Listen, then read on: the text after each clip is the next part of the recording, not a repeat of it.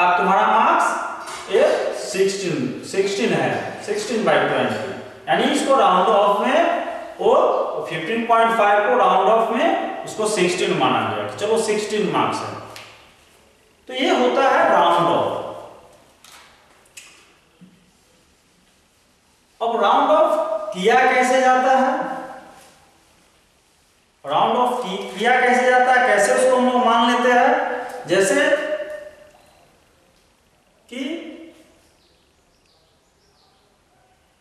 एक है 43, तो 43 का हम लोग एक बैक से लेते हैं तो 40 और नेक्स्ट जो होता है वो 50। तो 43 आप किसके ज्यादा पास समझोगे, 40 के ज्यादा पास समझोगे या 50 के ज्यादा पास समझोगे, करीब में किसके है, तो ये इसके करीब में है। सो 43 का जो राउंड ऑफ होगा वो 40 होगा, वो 40 के राउंड ऑफ में आ जाएगा, क्यों 40 के ज्यादा करीब में है, सो हम लोग 43 को 40 मान के चलेंगे। तो इसको राउंड ऑफ करने का कुछ रूल्स है, राउंड ऑफ करने का कुछ रूल्स है। राउंड ऑफ जो होता है वो अलग अलग फॉर्म में होता है। जैसे कि हमको राउंड ऑफ करना होता है नियरेस्ट 10, राउंड ऑफ करना होता है हमको नियरेस्ट 100, राउंड ऑफ करना होता है हमको नियरेस्ट 1000, राउंड ऑफ करना होता है हमको नियरेस्ट 10,000।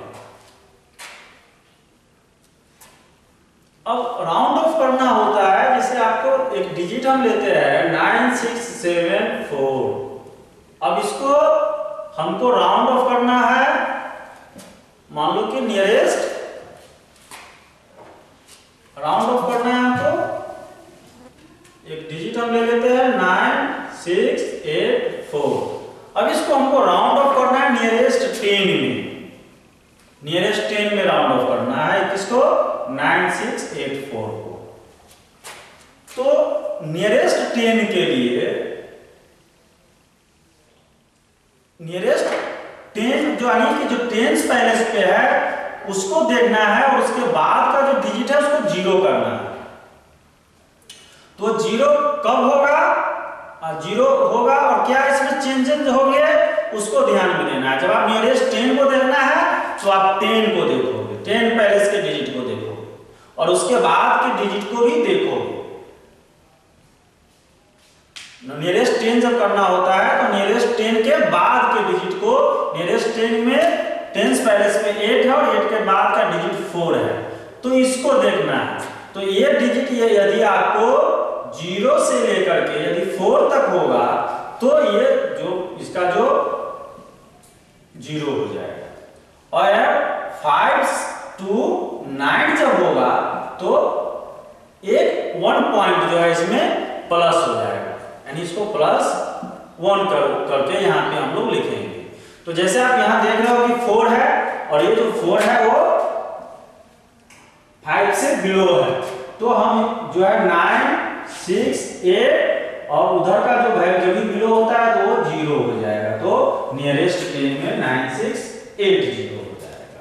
फिर आपको 100 में करना है तो 100 के बाद के डिजिट को देखना है, और 100 के बाद का ये जो डिजिट है ये यदि 5 या 5 से ज्यादा होगा तो 1 पॉइंट जो है इसमें 6 में 1 पॉइंट ऐड हो जाएगा, और इधर का टोटल जो है वो 0 हो जाएगा। सो 9, 7 ये 0 हो जाएगा नियरेस्ट 100।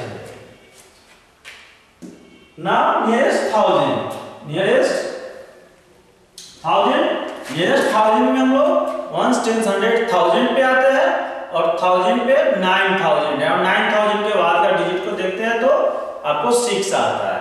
तो ये 6 5 से ग्रेटर हुआ तो 1 पॉइंट इधर ऐड हो जाएगा, तो ये आपका 9000 था, सो ये 10000 हो जाएगा। इस तरह से हमको जिसका भी राउंडिंग ऑफ करना होता है, जिस डिजिट का भी राउंडिंग ऑफ करेंगे तो हमको उसके बाद के डिजिट को देखना है, और उस बाद के डिजिट में वो जो नंबर हो वो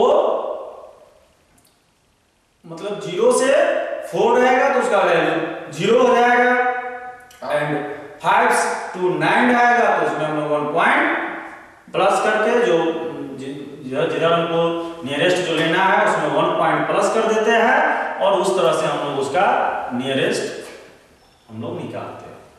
तो ये आपको समझ में आ गया होगा कि हम लोग एस्टिमेशन या राउंड ऑफ कैसे करते हैं किसी भी डिजिट का नंबर का। अब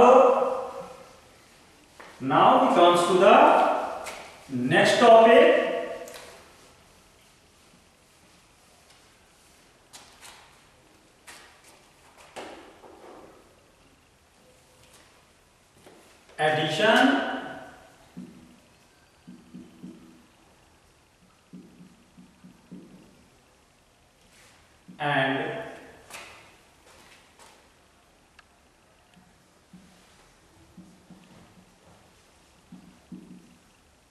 addition and subtraction by rounding off। अब हम लोग एडिशन एंड सब्ट्रैक्शन जो राउंड ऑफ करके करेंगे हम लोग, सो एडिशन और सब्ट्रैक्शन कैसे हम लोग करेंगे। सपोज दैट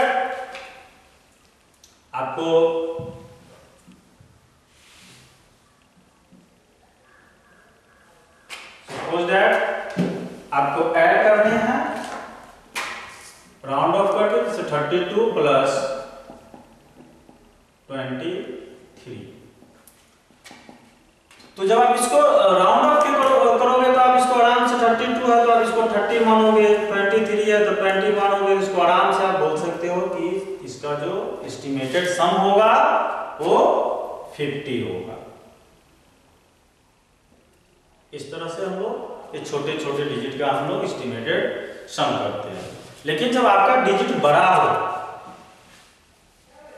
तो आप कैसे करोगे, बड़े डिजिट्स हो तो आप कैसे करोगे। जैसे आपका डिजिट है 9632 प्लस 1324, आपको इसको सम करना है, एस्टिमेटेड सम आपको करने हैं इसको। तो आप इसमें ध्यान देने की बात है कि जब आप एस्टिमेशन करते हो तो ये सेम में ही होना चाहिए। नियरेस्ट 10 में करते हो तो नियरेस्ट 10 में होना चाहिए, नियरेस्ट 100 में करते हो तो दोनों नियरेस्ट 100 में होना चाहिए, नियरेस्ट 1000 में करते हो तो दोनों नियरेस्ट 1000 में होना चाहिए। ये आपको माइंड में रखना है, नहीं तो यदि किसी को एक को 100 में कर दिया, एक को 10 में कर दिया तो आपका एस्टिमेशन सही से नहीं आ पाएगा। इसलिए हम लोग इसको 9632 round of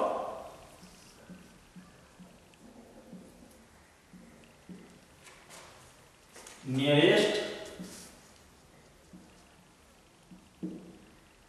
1000, nearest 1000, 1s 10s 100,000 इसमें भी है, 1s 10s 100,000 इसमें भी है। सो हम लोग नियरेस्ट 1000 लेके चलते हैं, या according to the question. Question में हमको क्या कहता है, यदि क्वेश्चन में कहेगा नियरेस्ट 100 तो नियरेस्ट 100 लेके चलेंगे।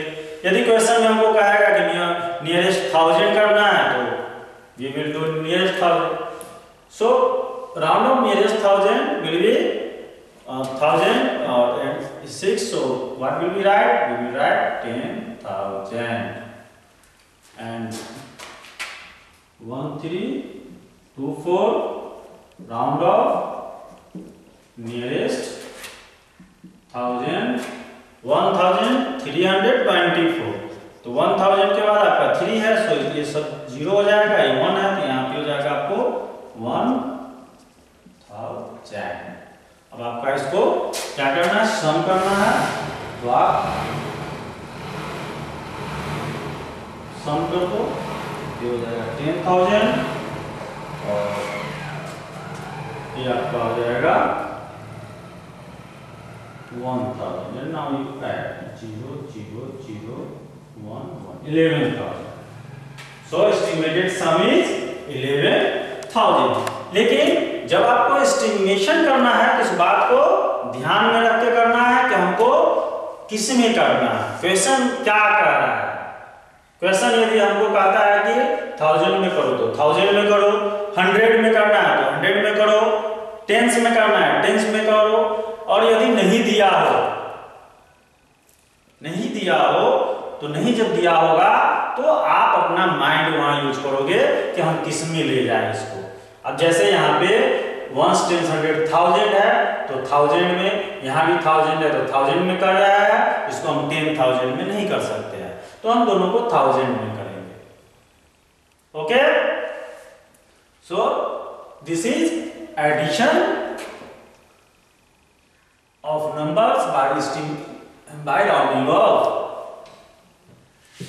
This is estimated sum of number by rounding off. Or similarly, you will subtract by the subtract the numbers to the similarly. जैसे हमने ऐड किया है, आप उसी तरह से इसका सब्ट्रैक्शन भी कर सकते हो। यहाँ भी इसमें करना क्या है कि आपको इतना राउंडेड ऑफ नियरेस्ट 1000 कर लेना है, इतना राउंडेड ऑफ नियरेस्ट 1000 कर लेना है, और यहाँ जो हमने सम किया है वो यहाँ पे हम लोग डिफरेंस निकालेंगे, यहाँ पे हम लोग उसका अंतर निकालेंगे, हम लोग उसको माइनस करेंगे। सो इस तरह से आपको इसका सब्ट्रैक्शन दिया जाएगा, और इस तरह से आप इसका फिर मल्टीप्लाई करना हो तो मल्टीप्लाई भी आप कर सकते हो। तो ये सब में रूल्स सेम ही आता है। अब जैसे हम एक मल्टीप्लिकेशन आपको दिखाता हूं।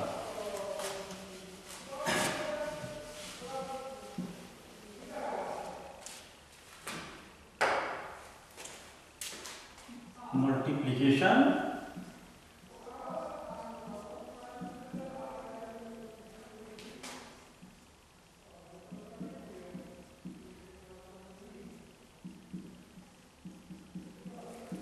of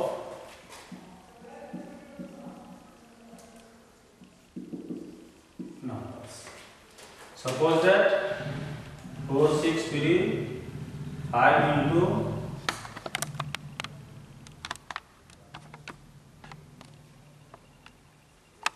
आपको इसको मल्टीप्लाई करना है 4635 और 273। तो इसको सबसे पहले हम लोग राउंड ऑफ करेंगे। अब आपको इसमें दिया नहीं है कि राउंड ऑफ किस में करना है, नियरेस्ट 10 में करना है कि 100 में करना है कि 1000 में करना है, आपको ये दिया नहीं है, तो आप यहाँ अपना माइंड यूज करोगे।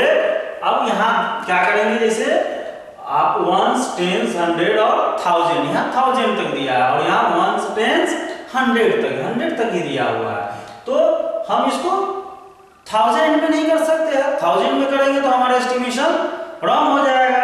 जब ये एक 100 है और एक 1000 है तो हम 100 ही लेंगे, जो मिनिमम चीज है उसको हम लो लेंगे। So 4 6 3 5 round off nearest 100 equal to 4 6 and 273 round off nearest 100 equal to 300, and now we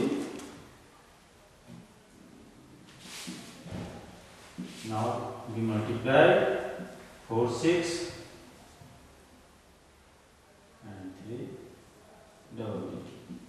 zero का जो मल्टीप्लिकेशन होता है तो हम लोग जीरो काउंट कर लेते हैं ऊपर नीचे, 2 2 4 4 0 1 2 3 4 and we multiply by 3 3 6 are 18 and 3 4 are 12 or 1 13. So the estimated product is 13,80,000. This is your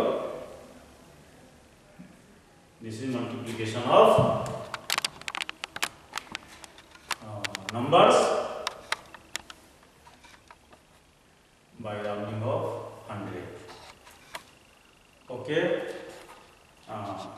Thanks for watching, and I hope you will